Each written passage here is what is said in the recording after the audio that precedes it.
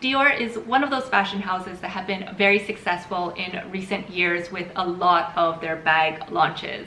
I'm sure by now all of us have seen the Dior Bobby, which has literally been gifted to all of the major style influencers out there. And even though we may not be a fan of influencer marketing, we cannot deny the fact that it actually works. Another really popular bag from Dior is the Dior book tote, and that one has become so popular, it's actually trending quite a bit, that a lot of the other fashion houses have followed suit and come up with their own version of the book tote. In today's video, I'll be talking about one of their more classic bags, and this one actually came out in 1994. This one was actually first named the Choo Choo, or the Favorite, but later on it was renamed in honor of the late Princess Diana as the Lady Dior.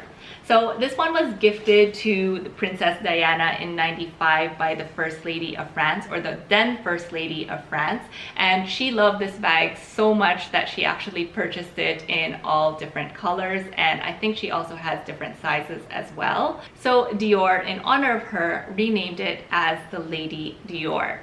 This one is one of my favorite bags in my collection, and I really love its boxy shape. I really love the fact that it is very structured and it looks very, very elegant. This is the bag that I usually carry when I am attending a more formal occasion or a more formal event, and that is because it usually can contain everything that I need to bring to these events while still maintaining a very stylish and very classic looking silhouette. So the one that I have is in the medium size, but it also does come in a small size, a mini size, and a larger size as compared to this. For the medium and the large size, these are the ones that come with a zipper. And then for the small and the mini, these are just, they just have a flap on the top part, which makes it easier to get the stuff on the inside of your handbag. This one also does have, or the medium size also does have like a flap version, and that is called the Lady Dior Supple. But the one that I have with me is the one with the zipper, and I actually prefer this because I think it is just a very classic piece. Also because this one is a little bit more structured as compared to the supple. So the sides, if you check it right here, this is a lot more A-lined, and then it feels a lot sturdier as compared to the supple. So that is just one thing to consider if you are choosing between the two.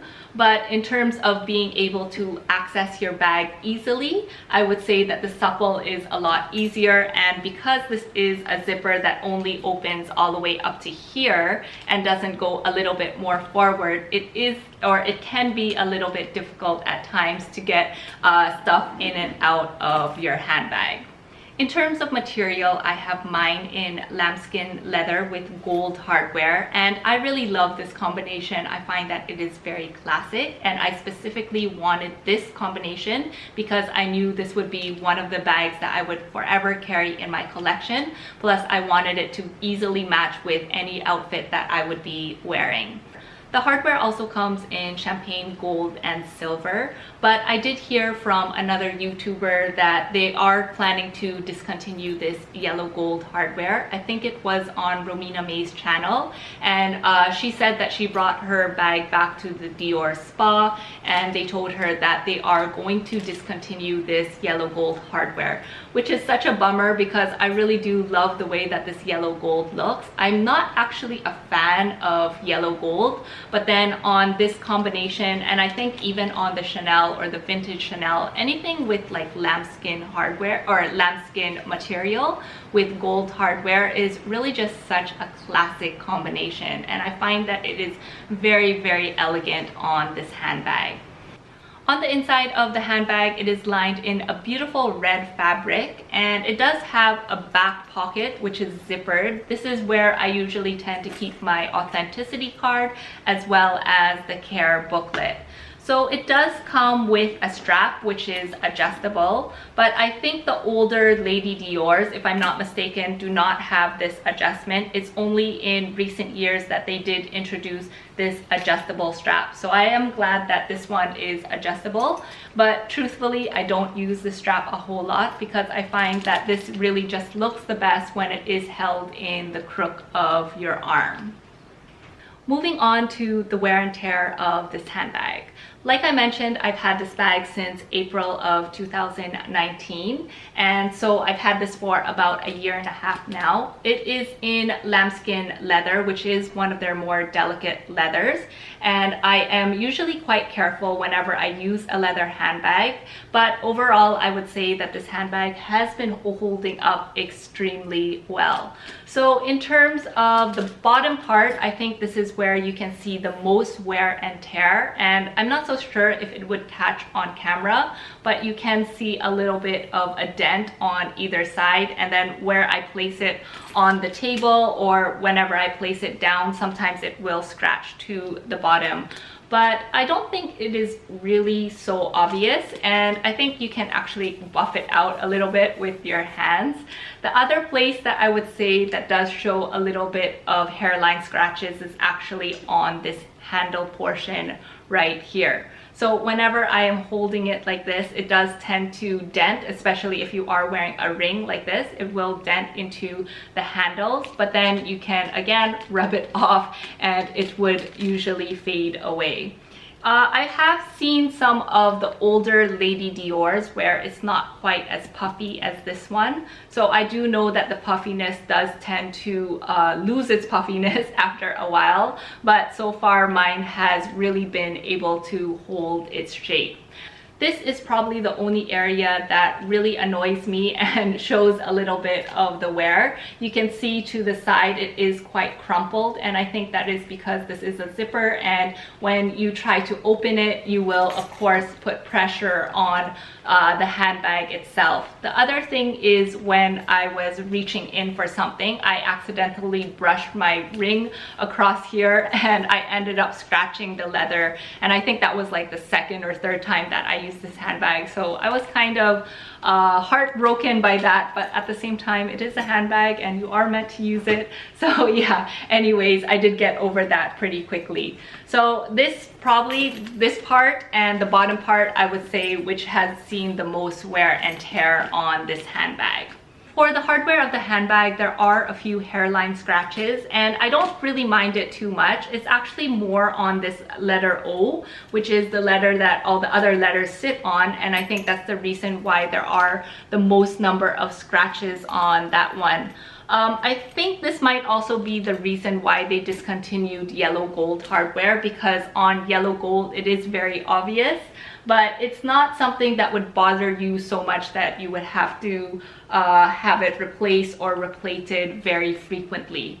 So yeah, that is just an up close of the hardware and how it has been doing on this handbag. Some other things to think about if you are thinking of purchasing this handbag.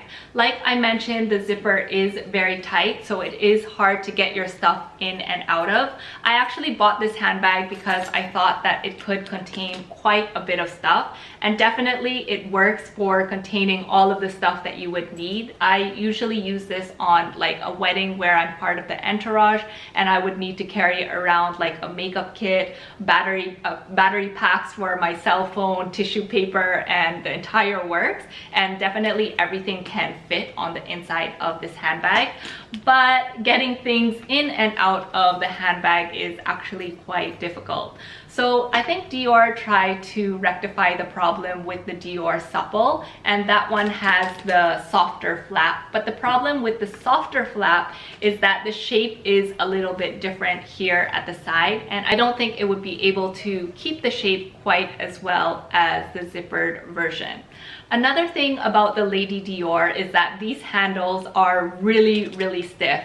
So I do really like the handles, but the problem with them is that they don't go all the way down. When you open it up, it only does that. So it will go like 3/4 of the way down, or sorry, 2/3 of the way down, like that, and you can't push them down. Sometimes when I'm in a rush, I've actually pushed this down by accident, and I was actually scared that I broke my handbag.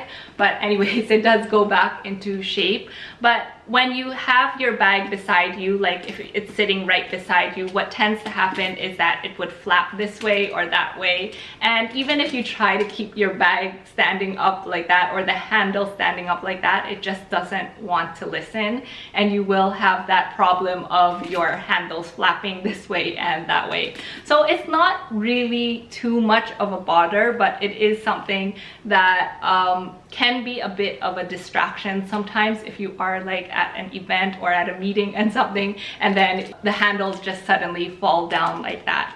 So that is another thing that I should mention about the Lady Dior. The last thing that I will say about the Lady Dior that actually kept me from buying it earlier is actually the resale value. So I noticed that the Lady Dior does not do very well on the resale market. It usually goes for only half of its original value, but it is very hard to find a black with gold hardware, which is why I bought this brand new. The other thing I noticed also about the resale ones is that they usually don't have this type of strap where it is adjustable. So I'm glad that I was able to get this brand new. And when I purchased this, I got this in Europe, but I think I approximately paid around 4,200 or 4,300 US dollar if you translate it into US dollar. And right now this goes for around 5,000 US dollars. So I did get a little bit of savings buying it in Europe. And of course you can also get the tax refund back at the airport once you leave the country. To give you guys an idea of the medium size for the Lady Dior, I actually just tend to hold this bag in my hand like this, usually to the side right here, or in the crook of my arm. I don't tend to use the strap a whole lot because I find it a little bit cumbersome to use, and usually when I am carrying a bag like this, I prefer just to carry it top handle. It is a really nice size in terms of not being overwhelming on my body frame, which I really like, and that's why I do tend to use this mainly for events and for occasions.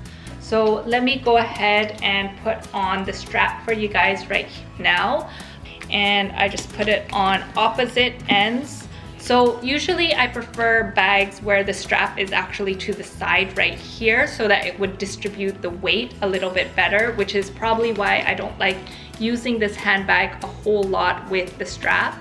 But anyways, it does go onto opposite ends like that. And then I haven't adjusted it, it's just on the middle hole. So on the middle hole, this is how it looks like. Just wear it on a shoulder like that. And the nice thing about this strap is it does pull the handles upwards. So sometimes the handles tend to get knocked over, but I think that's why the reason why it is done diagonally and not to the side, so that it would pull the strap upwards. So it doesn't have a very wide profile to the side right here, which is nice. It really sits flush against your body.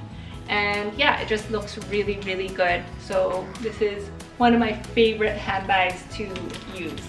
And then if you want a more casual look, you can go ahead and of course use this crossbody. I haven't used this actually crossbody at all, but if you are like in a situation where you did really want to crossbody the handbag, you definitely could.